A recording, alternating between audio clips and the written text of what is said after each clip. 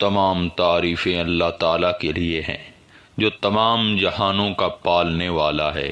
اور جس نے درجات کو عابدوں کے لیے اور مراتب قرب کو عارفوں کے لیے محفوظ فرمایا ہے، اور بے حد اور بے حساب اور لا محدود درود و سلام ہوں سرور دو عالم حبیب کبریا حضرت محمد صلی اللہ علیہ وآلہ وسلم پر،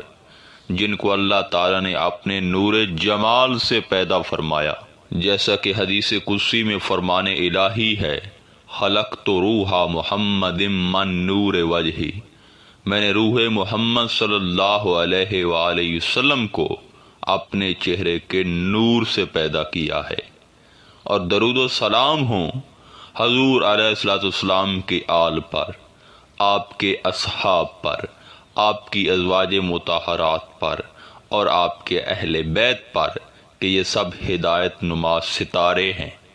جن کی اقتداء کرنے والا نور نبوت کے فیض سے نوازا جاتا ہے۔ واضح رہے کہ اس برباد ہونے والی کمینی دنیا میں نہ تو ہم دائمی قیام کے لیے آئے ہیں، اور نہ محض کھانے پینے اور خبیث نفس کی لذات اور خواہشات پر کنات کرنے کے لیے آئے ہیں، بلکہ ہم یہاں آئے ہیں تو فقط اللہ تعالیٰ کے پانے اور اس کے قرب و وصال کی نعمت عظمہ سمیٹنے کے لیے آئے ہیں۔ اور اگر انسان ماضی میں چلا جائے، یعنی کن فیکون کے منظر کے پیچھے دیکھے، تو آج کا انسان جسے ڈھونڈ رہا ہے، یہ ذات انسان کے بالکل سامنے بغیر حجاب کے تھی۔ اس گزرے ہوئے لمحات کی منظر کشی کرتے ہوئے حضرت سخی سلطان باہو رضی اللہ تعالیٰ عنہ فرماتے ہیں، کن فیکون جدوں فرمایا تے اساں وی کولے ہاسے ہو، ایک ذات صفات ربے دی آہی، ایک جگ ڈھونڈیا سے ہو، ایک لا مقام مکان ساڈا، ایک آن بتاں وچ پھاسے ہو، نفس پلیت کیتا یا حضرت باہو، در اصل پلیت تنا سے ہو۔ یعنی یہی انسان کی روح جو کل تک خدا کے وصل میں تھی، پھر اللہ تعالیٰ نے اپنے حسن کے جلووں کو پردوں میں لپیٹ کر انسانی قلب اور روح میں چھپا کر رکھ دیا، اور پھر مختلف مراحل اور مقامات سے گزار کر روح قدسی کو عالم لاہوت سے عالم جبروت میں بھیجا، اور پھر ملکوت میں اور آخر میں اسے عالم ناسوت کی طرف بھیجا گیا، جہاں اس لطیف روح کے لیے عنصری جامہ تیار کیا گیا جو ہوا، مٹی، پانی اور آگ سے بنا ہوا تھا، تاکہ روح اس عالم ناسوت میں جل نہ جائے۔ یوں اللہ تعالیٰ نے انسان کو بنا سوار کر اس دار الامتحان میں اتار دیا کہ چلو اب مجھے ڈھونڈو، مجھے پاؤ، میری ذات کو حاصل کرو۔ اب انسان اپنے عقل کے مطابق جو اس کا عقل کہتا ہے، اسی مطابق وہ رب کو پانے میں مصروف عمل ہے۔ کوئی صرف ظاہری عبادت اور ظاہری ذکر میں رب کو ڈھونڈتا ہے، اور کوئی جنگل میں یا دریا پہ ڈیرا لگا کے بیٹھا ہے کہ شاید یہاں پر خدا مل جائے۔ حضرت سخی سلطان باہو انسان کے اس عمل کی تردید کرتے ہوئے فرماتے ہیں، جے رب ناتیاں دھوتیاں ملدا تا ملدا ڈڈو مچھیاں ہو، جے رب لمیاں والا ملدا تا ملدا بھیڈاں سسیاں ہو، جے رب راتی جاگیا ملدا تا ملدا کال کڑچیاں ہو، جے رب جتیاں ستیاں ملدا تا ملدا دانداں خسیاں ہو۔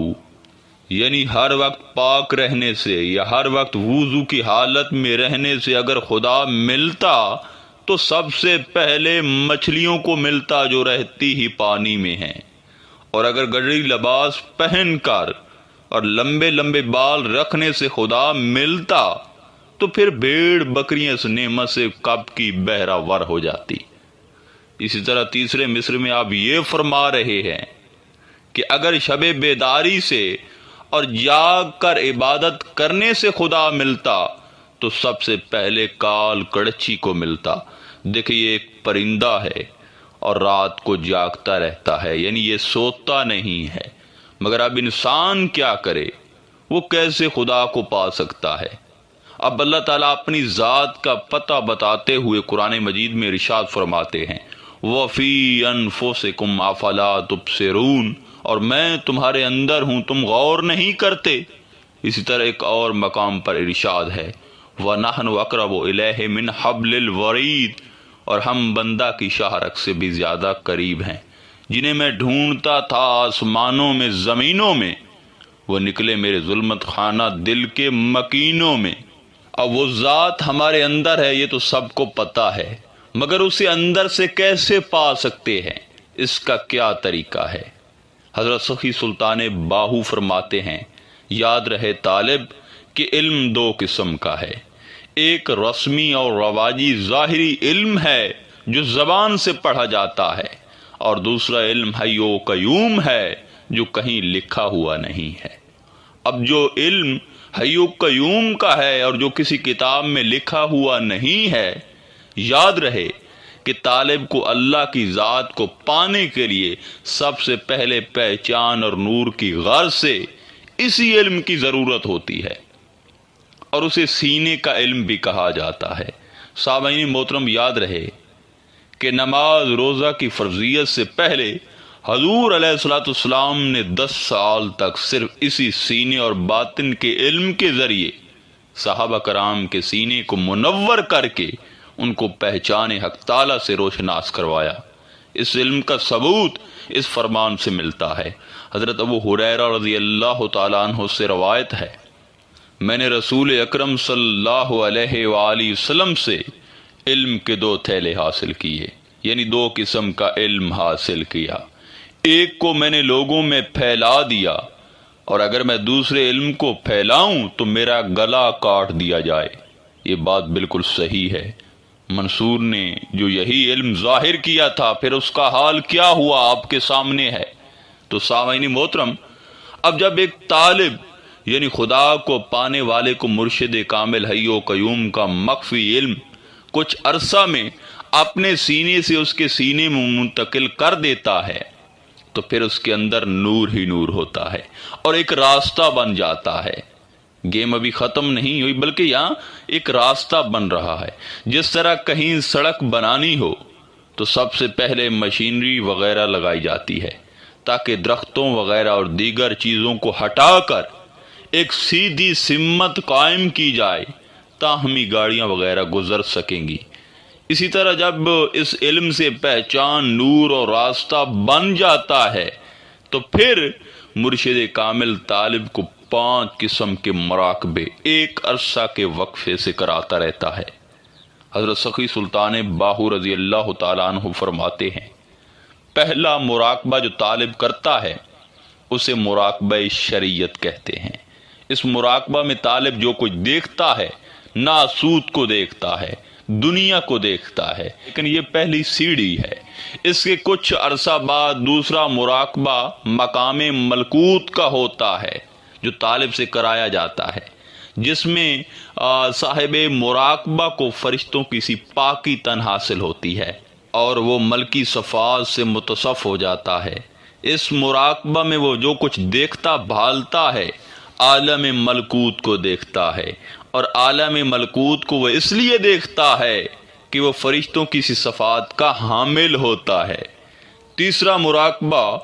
اہل جبروت کا مراقبہ ہے جو کرتا ہے طالب، جس میں اہل اللہ ذکر اللہ کے ذریعے جو کوئی دیکھتا ہے مقام جبروت میں دیکھتا ہے، جبرائیل علیہ السلام کو دیکھتا ہے۔ جبکہ جو چوتھا مراقبہ ہے یہ عالم لاہوت کا مراقبہ ہے، جس میں اہل معرفت خدا کا طالب جو کچھ دیکھتا ہے عالم لاہوت میں دیکھتا ہے۔ ان 4 مقامات کے مراقبوں کے علاوہ، یعنی جب یہ 4 مکمل ہو جاتے ہیں تو پھر 5واں مراقبہ بھی ہے جسے مراقبہ ربوبیت کہتے ہیں۔ اب جو یہ مراقبہ ربوبیت ہے یہ غرق فنا فی اللہ حضور کا مراقبہ ہے۔ مقام ربوبیت کے اس مراقبے میں انسان جو کچھ بھی دیکھتا ہے سوائے ربوبیت توحید کے اور کچھ نہیں دیکھتا۔ اس مقام پر اللہ تعالیٰ کے فرمان کل یوم ہوا فی شان، ہر روز اللہ تعالیٰ کی ایک نئی شان ہوتی ہے کے مطابق طالب کو ہر روز ایک نئی شان حاصل ہوتی ہے۔ جب طالب پہلے 4 منازل کو طے کر کے اس مراقبے میں آ جاتا ہے تو اس کے وجود سے غیر ما سوا اللہ جل جاتا ہے اور اس کی تمام بشری صفات بھی جل جاتی ہیں۔ اسی طرح پھر یہی مراقبہ طالب کو پل بھر میں 70,000 سالہ کی راہ کو طے کرا دیتا ہے